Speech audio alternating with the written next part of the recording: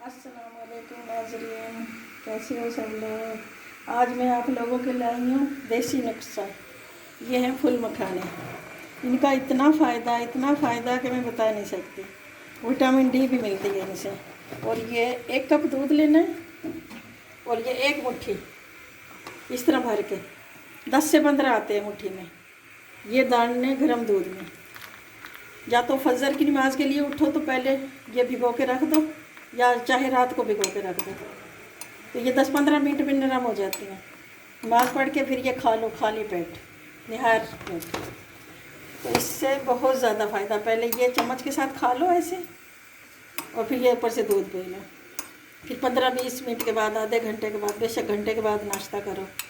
तो इससे बहुत ज़्यादा फ़ायदा। जिसकी हड्डियों में दर्द हो, हड्डियों के लिए बहुत ज़्यादा फ़ायदेमंद चीज़ है ये।